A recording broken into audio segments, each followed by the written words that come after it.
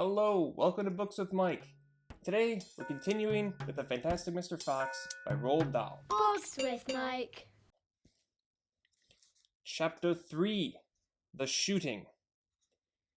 Well, my darling, said Mr. Fox, what shall it be tonight? I think we'll have duck tonight, said Mrs. Fox. Bring us 2 fat ducks, if you please. One for you and me, and one for the children. Ducks it shall be, said Mr. Fox. Bunce is best. Now do be careful, said Mrs. Fox. My darling, said Mr. Fox, I can smell these goons a mile away. I can even smell one from the other. August gives off a filthy stink of rotten chicken skins. Bunce reeks of goose livers, and as for Bean, the fumes of apple cider hang around him like poisonous gases. Yes, but just don't get careless, said Mrs. Fox. You know they'll be waiting for you, all 3 of them. Don't you worry about me, said Mr. Fox. I'll see you later. But Mr. Fox would not have been quite so cocky had he known exactly where the 3 farmers were waiting at that moment. They were just outside the entrance to the hole, each one crouched behind a tree with his gun loaded.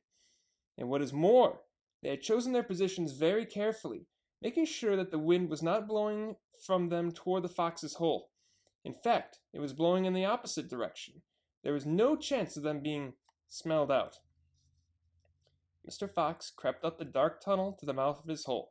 He poked his long, handsome face out into the night air and sniffed once.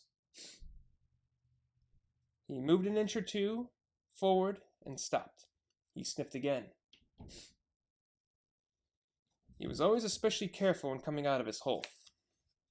He inched forward a little more. The front half of his body was now in the open. His black nose twitched from side to side, sniffing and sniffing for the scent of danger. He found none, and as he was just about to go trotting forward into the wood, when he heard, or thought he heard, a tiny noise, a soft rustling sound, as though someone had moved a foot ever so gently through a patch of dry leaves. Mr. Fox flattened his body against the ground and lay very still, his ears pricked. He waited a long time, but he heard nothing more. Must have been just a field mouse, he told himself, or some other small animal. He crept a little further out of the hole, then further still. He was almost right out into the open now. He took a last careful look around. The wood was murky and very still. Somewhere in the sky the moon was shining. Just then, his sharp night eyes caught a glint of something bright behind a tree not far away. It was a small silver speck of moonlight shining on a polished surface. Mr. Fox lay still watching it. What on earth was it? Now it was moving. It was coming up and up. Great heavens! It was a barrel of a gun! Quick as a whip, Mr. Fox jumped back into his hole, and at the same instant the entire wood seemed to explode around him. Bang, bang! Bang, bang, bang, bang, bang, bang, bang! The smoke from the 3 guns floated upward in the night air. August and Bunce and Bean came out from behind their trees and walked toward the hole. Did we get him? Said Bean.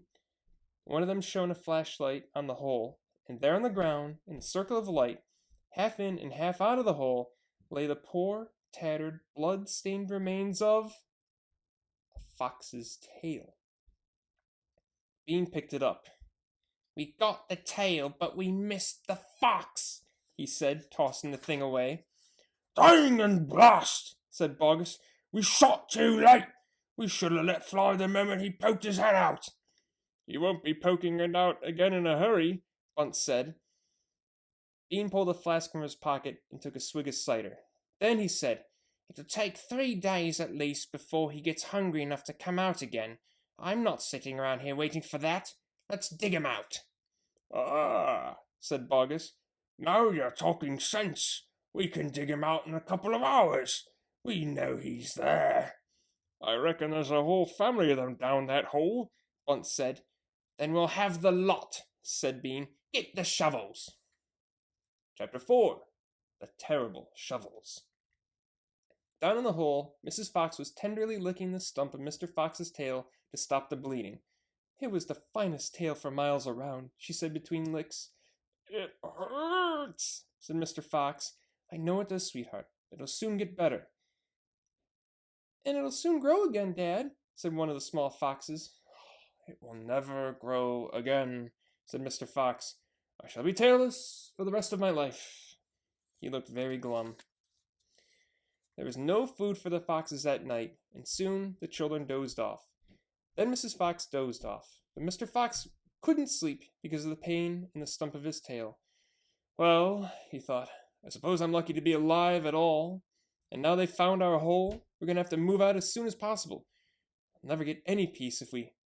What was that?" He turned his head sharply and listened.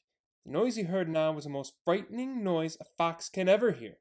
The scrape, scrape, scraping of shovels digging into the soil. "Wake up!" he shouted. "They're digging us out!" Mrs. Fox was wide awake in 1 second. She sat up, quivering all over. "Are you sure that's it?" she whispered. "I'm positive. Listen."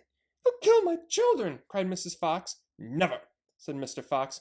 "But, darling, they will!" sobbed Mrs. Fox. "You know they will." Scrunch, scrunch, scrunch went the shovels above their heads. Small stones and bits of earth began falling from the roof of the tunnel. "How will they kill us, Mummy?" asked one of the small foxes. His round black eyes were huge with fright. "Will there be dogs?" he said. Mrs. Fox began to cry. She gathered her 4 children close to her and held them tight. Suddenly, there was an especially loud crunch above their heads, and the sharp end of a shovel came right through the ceiling. The sight of this awful thing seemed to have an electric effect upon Mr. Fox. He jumped up and shouted, "I've got it! Come on, there's not a moment to lose! Why didn't I think of it before?" "Think of what, Dad?" "A fox can dig quicker than a man," shouted Mr. Fox, beginning to dig. "Nobody in the world can dig as quick as a fox." Soil began to fly out furiously behind Mr. Fox as he started to dig for dear life with his front feet.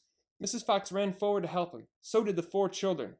"Go downward," ordered Mr. Fox. "We've got to go deep as we possibly can." The tunnel began to grow longer and longer. It sloped steeply downward. Deeper and deeper below the surface of the ground it went. The mother and father and all 4 of the children were digging together. Their front legs were moving so fast you couldn't see them.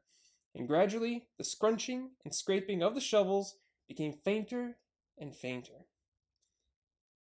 After about an hour, Mr. Fox stopped digging. "Hold it," he said. They all stopped.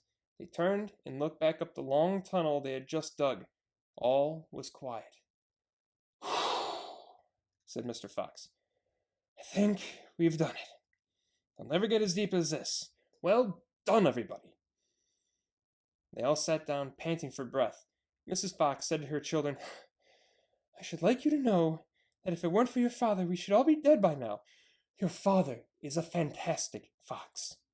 Mr. Fox looked at his wife and she smiled. He loved her more than ever when she said things like that. That's all for today. Come back for more of the Fantastic Mr. Fox. Pause with Mike.